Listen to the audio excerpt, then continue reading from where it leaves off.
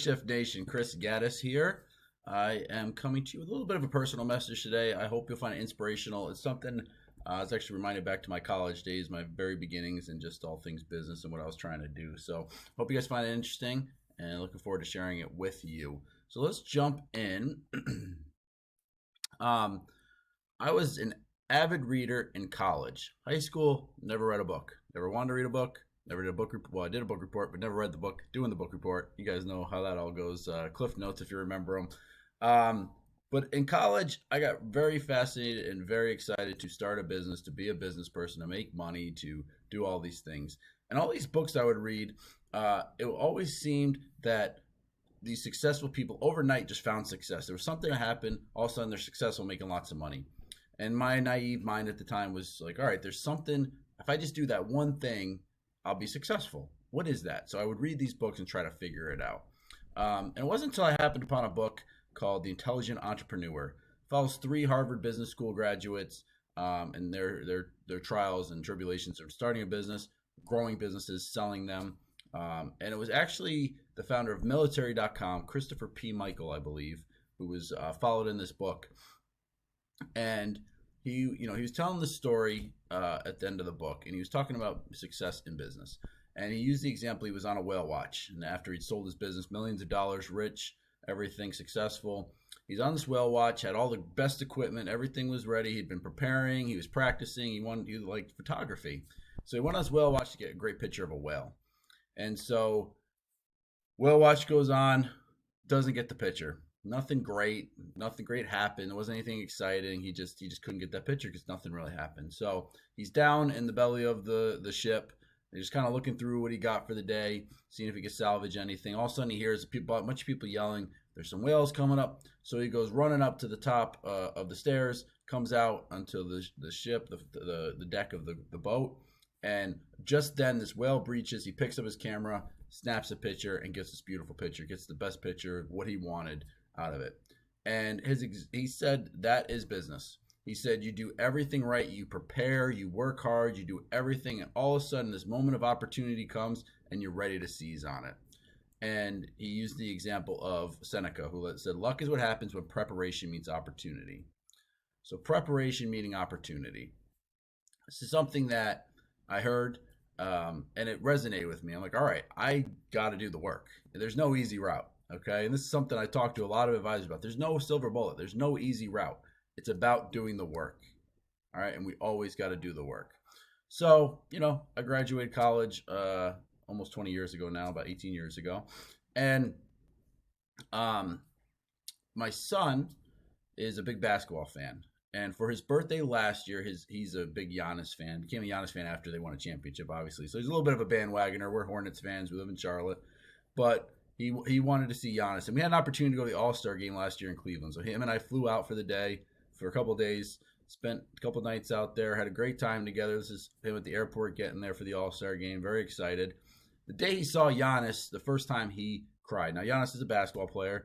You guys may have seen him play. He plays for the Milwaukee Bucks. They call him the Greek Freak, just a tall, athletic, very gifted basketball player. And I love basketball. I played college basketball, something I enjoy. So sharing that with my son was a great experience. So we had that experience last year, and he actually didn't see Giannis play. We didn't stay for the All-Star game. I had to fly home. I had to be at something, but we were able to go to the practice. He was able to see him. He had all these grandiose ideas of meeting him. Never happened. So this year comes around. I wanted to surprise him. So I looked ahead. I saw that the Hornets were playing Milwaukee in Charlotte, where we live, 20 minutes from our house, on December 3rd, this past weekend. So I knew I wanted to give him a great experience. Growing up, I was a huge Bulls fan. I lived in Chicago. My dad never took me to a game. All right, so I'm bitter about it. But I want to give my kids better, and I want to do better. Growing up, we didn't have much of anything. I got a little bit more that I'm able to, I've been blessed with to help and do these things for my children. So I enjoy doing them. So I planned way ahead, and was able to find some pretty decent tickets. And I know the stadium. We've been to tons and tons of games. And I knew, if you look here on the Hornets Stadium, I knew this is the visitor bench, this is the visitor tunnel. If we get in section 109 towards the side, we would get close to that tunnel. and be able to have an opportunity for Lincoln to get a high five, to do something, right? We'll get there early, maybe an autograph, whatever it is, he'll have an opportunity. That was our best shot. So we got to the game. This is him before the game at the Hornets game. He's got his Giannis jersey on. We bought when we were out there at the All-Star game. He's ready. He's pumped. He's going to meet Giannis. They're going to become best friends. You know, all these things that teenagers tell themselves. And so we get there, and we got there a couple hours early when they opened the doors, so he was able to get right up front in that tunnel. And he's standing in that tunnel. We stood there a little over an hour. And he did get an autograph, not from Giannis, from somebody else. Giannis never came out. And so at the end, we sat down. Now our seats were right here next to them. I was sitting a little further away. There's a lot of people over there. I was just, I wasn't too enthralled or starstruck, so I was just kind of hanging back. Took this picture, but our seats were right by this railing here.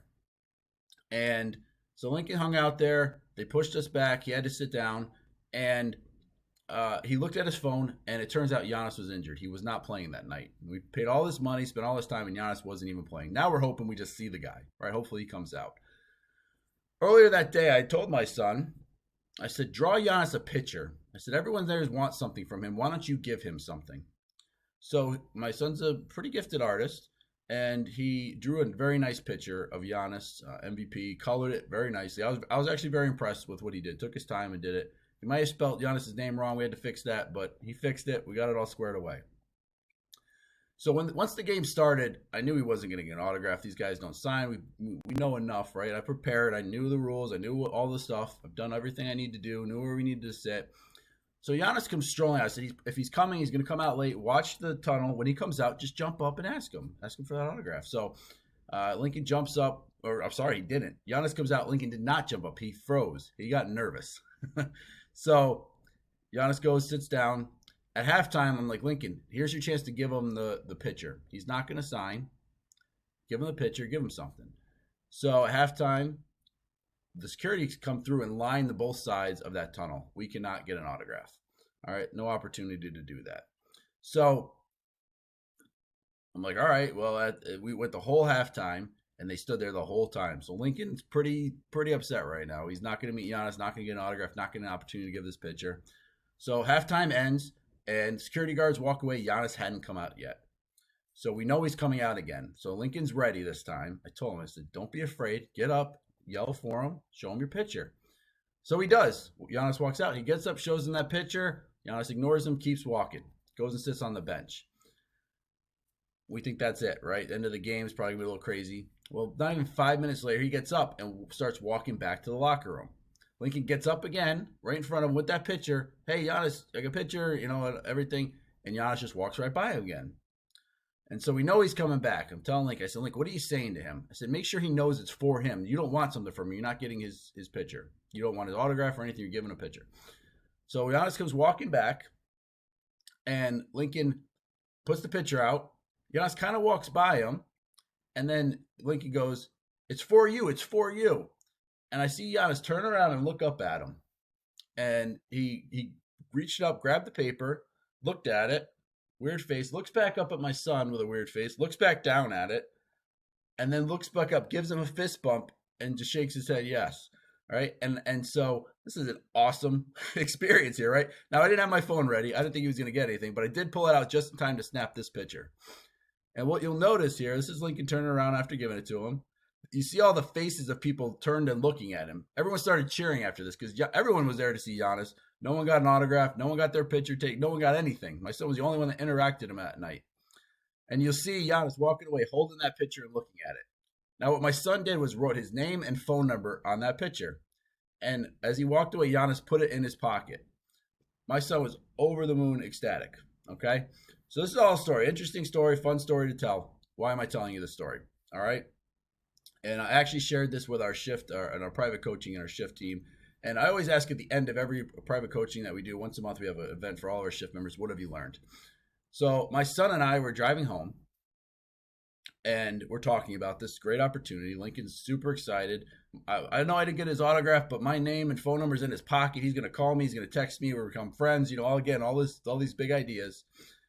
And he says to me something that upset me. He goes, a million things had to go right by chance for this to happen and for all these things to come together to happen. And I corrected him. I said, no, Lincoln, I did this. All right. A little bit of ego there, but the truth. I'm the one who bought the tickets in the section. I told you to draw the picture. I told you where to stand. I told you what to do. Yeah, there was things that did happen, opportunities that came up, but we were ready to capitalize on them. All the other people sitting around did not. You did because we were prepared and ready. This is a life lesson and a business lesson for you. And he got it. He got it in that moment. And it was right then I knew I had to share that story with Shift Nation because I think too often we're sitting waiting for things to happen, wondering why it's happening for other people, not for us. Why is it taking so long? We have to keep moving. We have to keep progressing. We have to be prepared. We have to be ready. That's what we have to do. So I hope you enjoyed this message. Please like and share and subscribe. And we'd love to share more with you guys. We hear more from us more often and from our team. So thanks again, everybody. Have a good day.